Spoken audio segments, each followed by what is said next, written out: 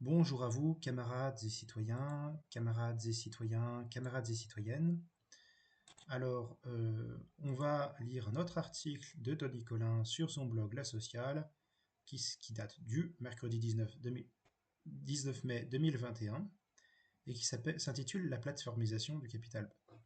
C'est très important de comprendre ce genre de choses, de saisir les mécanismes du capitalisme au XXIe siècle, et donc un peu de réactualisation du socialisme, du communisme, du marxisme, une analyse communiste, socialiste, marxiste.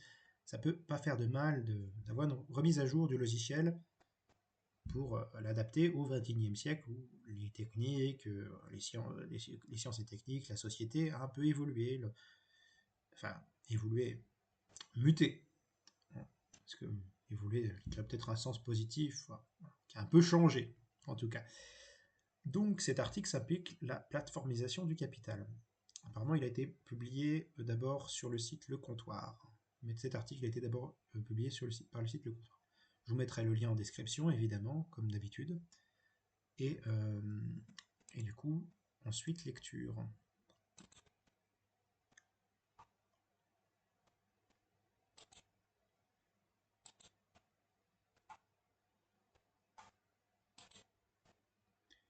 Ensuite, lecture.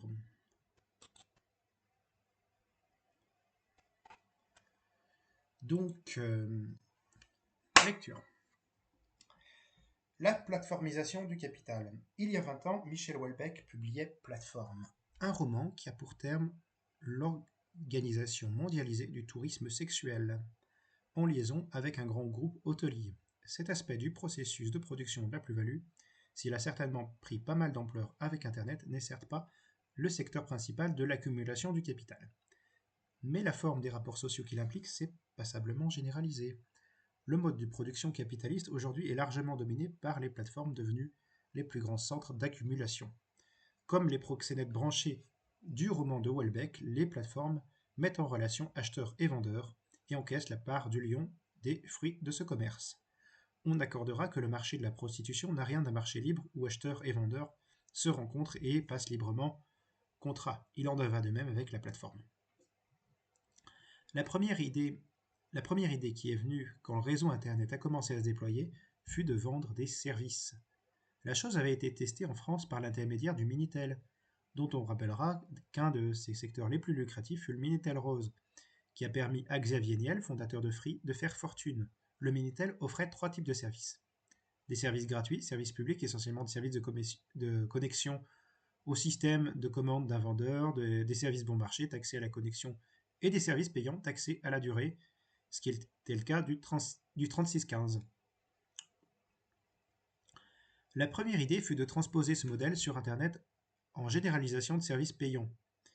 Mais l'explosion de la bulle Internet au début des années 2000 montra que ce modèle ne marcherait pas et qu'il fallait faire autre chose. Les sociétés opérant directement sur Internet proposent un service gratuit, par exemple un service de recherche sur des sites et des pages comme Google, lequel service gratuit utilisera les données de l'utilisateur pour les revendre à un marchand qui pourra s'en servir pour faire de la prospection.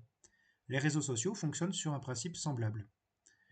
La phase suivante a été la transformation des marchands en ligne en plateforme commerciale. Amazon n'est pas seulement un marché qui offre ses rayons à l'acheteur qui vient flâner sur le web.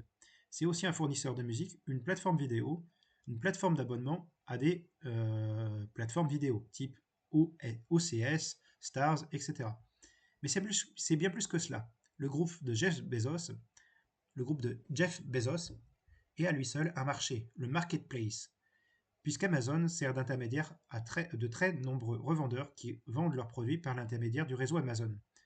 Si vous voulez acheter une tondeuse à gazon, vous pouvez la commander sur Amazon, mais elle sera vendue sur un autre site de vente en ligne, type espace bricolage,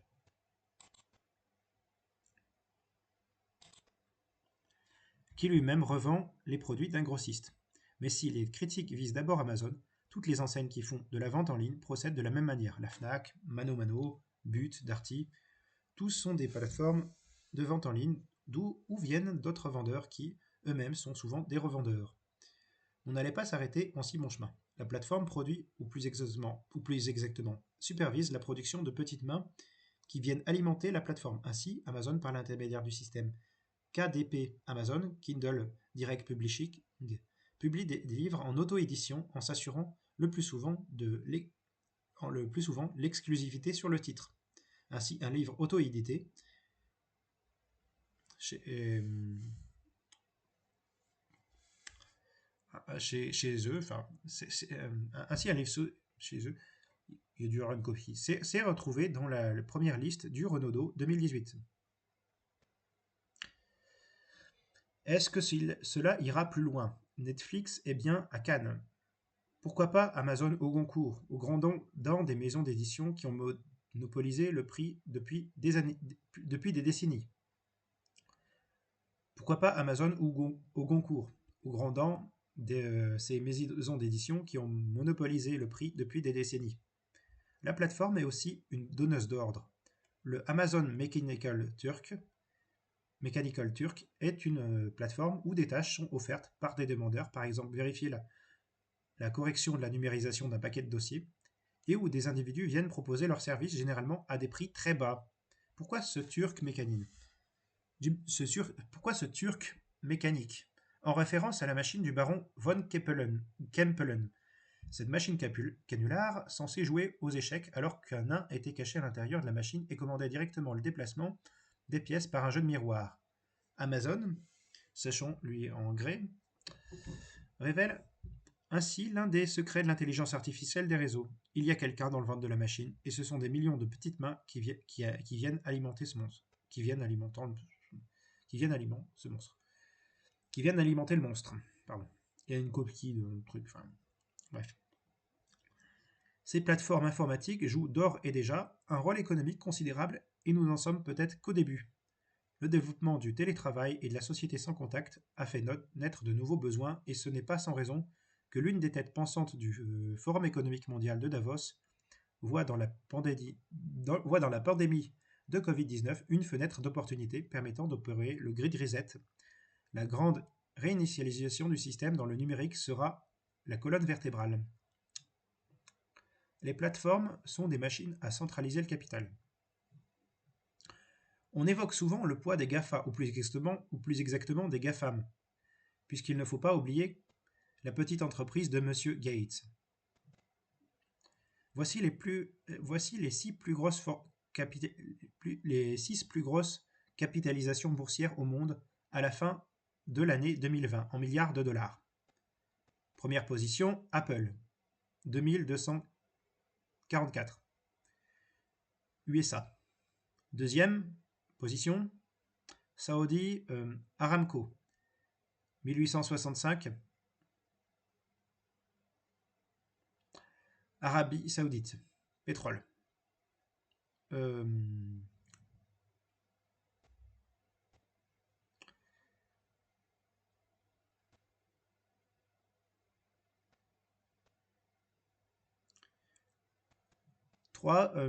Microsoft, 1684.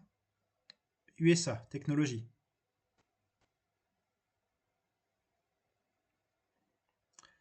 4. Amazon, 1592. Je rappelle, du coup, c'est en milliards de dollars. USA, technologie. 5. Cinquième position, Alphabet, la maison mère de Google. 1175, donc en milliards de dollars, toujours. USA. Technologie. 6. Facebook, 761. USA, technologie. Voilà, toujours en milliards de dollars.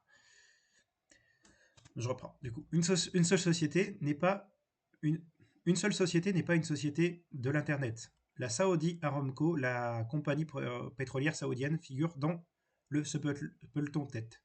En 7e position se trouve un géant chinois de l'Internet, Tencent, et en 9e, une plateforme chinoise géante, Alibaba. À ce titre de comparaison, le premier constructeur automobile, Toyota, ne figure qu'à la 31e position, la multinationale du pétrole ExxonMobil à la 57e, et Total est à la 100e position. La capitalisation de Total est à peu près égale à 1/20 de celle d'Apple. Les sociétés comme Apple ou Microsoft dominent le marché du logiciel et de la marque, mais font construire ailleurs leurs machines. Le plus étrange est que ce classement n'a aucun rapport avec celui du chiffre d'affaires. Walmart, géant de la distribution, arrive en tête, alors qu'il ne figure pas dans le top 100 de la capitalisation. On retrouve dans le classement du chiffre d'affaires des choses plus habituelles comme Toyota, VW, les compagnies pétrolières, etc. Pour les bénéfices, c'est Apple qui est en tête, mais c'est l'exception. Aucun des autres géants de l'Internet ne fait des bénéfices particulièrement faramineux. Et au nombre de salariés, c'est Walmart qui en est en tête avec 2 300 000 salariés. Amazon en 10e position avec 566 000 salariés. Tous ces chiffres vont faire retourner à l'école les marxistes vulgaires. Il n'y a pas de rapport direct entre la valeur produite et la capitalisation. Le capital productif permet d'extraire la plus-value, mais c'est un capital improductif, l'intermédiaire, qui empoche le profit. En effet, l'organisation du mode de production capitaliste ne peut se comprendre que d'un point de vue global. La plus-value n'est pas produite individuellement par chaque capitaliste dans son entreprise, mais globalement, et elle est répartie par l'intermédiaire du marché en fonction de toutes sortes de critères que Marx avait partiellement détaillés dans le livre 3 du Capital, et qui inclut la productivité du travail, mais aussi toutes sortes de dispositifs institutionnels et les rapports de force entre États et entre fractions de la classe dominante. Ce qui a changé et qui donne une drôle de tête à ce fameux libéralisme ou néolibéralisme qui a tant obnubilé les esprits, c'est que le marché est pour une bonne part un pseudo-marché. La plateforme est un marché à elle toute seule, et c'est elle qui contrôle l'accès au marché d'une myriade d'entreprises de toute taille. Si nous étions dans un mode de production capitaliste entièrement libéral, les capitaux n'afflueraient pas vers l'entreprise de Jeff Bezos, mais plutôt vers des entreprises capables de verser des dividendes à leurs actionnaires, parce que s'y produisent des marchandises avec une bonne productivité. Amazon ne doit pas sa fortune à sa rentabilité propre, mais au fait qu'elle peut obtenir un monopole et éliminer ou asservir tous les petits acteurs des divers marchés couverts par cette firme. Mais globalement, la production de la plus-value étant insuffisante pour l'ensemble des secteurs du mode de production capitaliste, la production de capital fictif vient ici supplier. La production de capital fictif vient y suppléer. On achète une action non parce que l'entreprise gagne de l'argent, mais parce que son action monte et promet encore de monter. C'est typiquement le cas de Tesla, modeste producteur automobile qui, pour l'heure, n'a pas gagné $1 avec ses véhicules électriques de grand luxe. Tout le monde sait que les arbres ne montent pas jusqu'au ciel, mais en attendant, chaque petit sou doit être pris. Ce système est condamné à terme, mais à terme, nous sommes morts, comme le faisait remarquer Keynes. Reféodalisation du monde. Il y a bien un lieu dominé par le marché, mais c'est un marché spéculatif dans une économie dominée par les plateformes qui vassalisent de nombreuses autres entreprises en leur donnant un accès à un plus large éventail de consommateurs. Cette évolution des plateformes s'inscrit clairement dans la reféodalisation du monde diagnostiquée par plusieurs auteurs comme Alain Suppiot.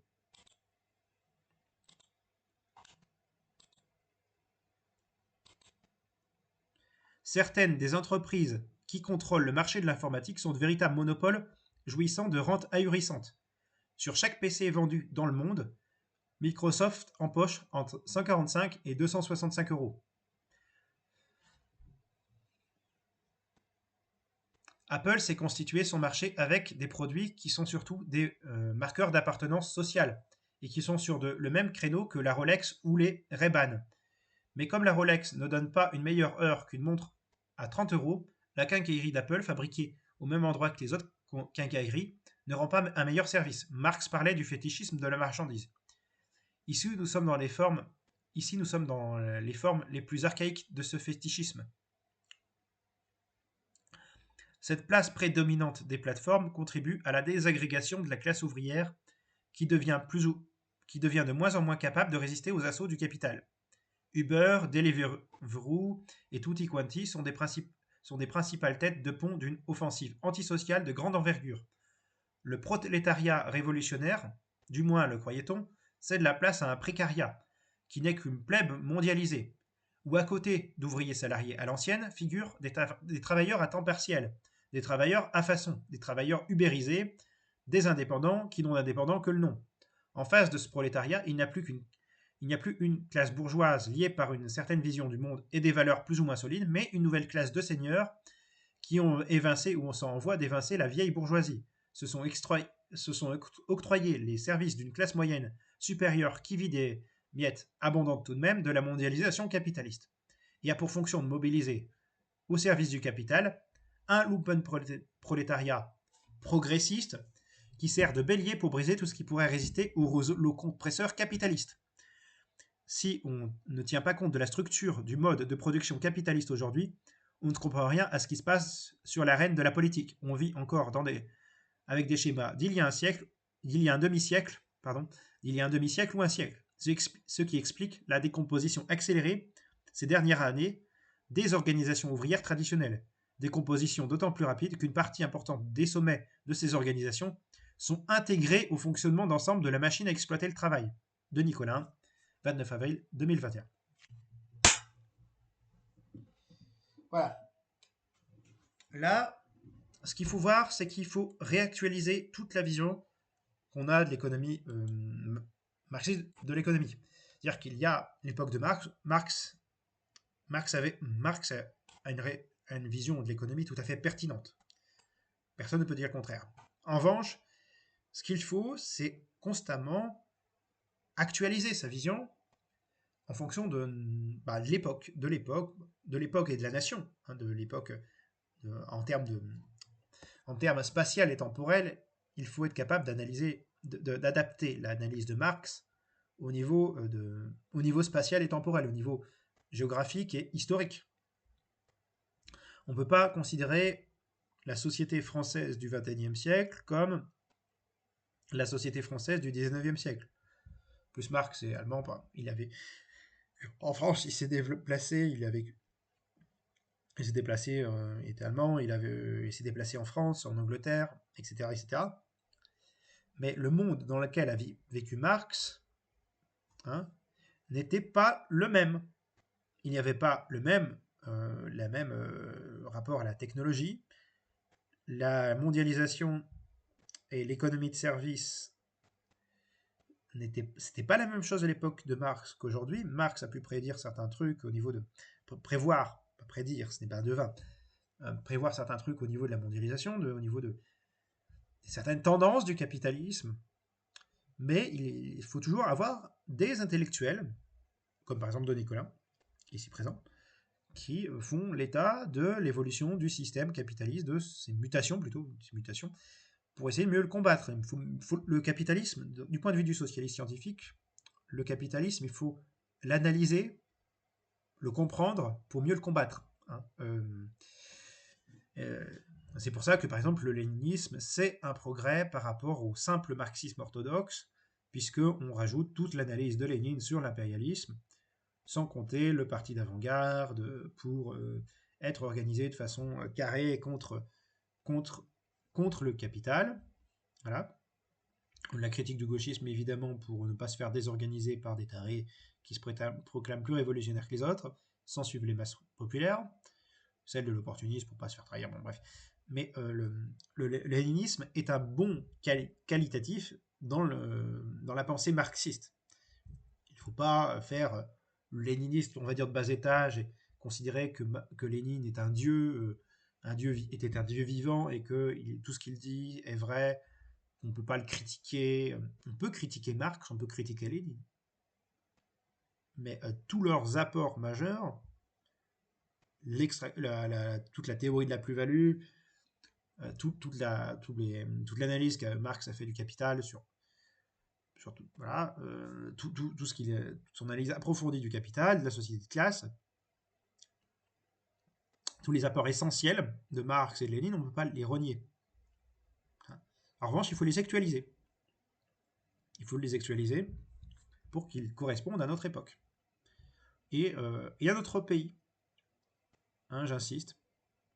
parce qu'on devra créer un socialisme adapté à la France, tout comme les Italiens le feront adapté à l'Italie, enfin, les Grecs à la Grèce, les Chinois à la Chine. Enfin, on sait qu'en Chine, ça a déconné, mais bon, ça c'est autre chose. Les Russes à la Russe, enfin, les Mexicains à la Mexicaine, bon, bref. Parce qu'il faut adapter les choses au contexte. Ça n'empêche pas que le marxisme repose toujours sur la propriété collective des moyens de production, que nous devons lutter contre l'impérialisme, contre l'obscurantisme religieux, la religion qui est l'opium du peuple pour Marx. Il faudra le rappeler à certains de nos jours qui l'ont oublié, ces grands principes du socialisme, du communisme, qui sont la lutte contre l'aliénation religieuse. Hein. Et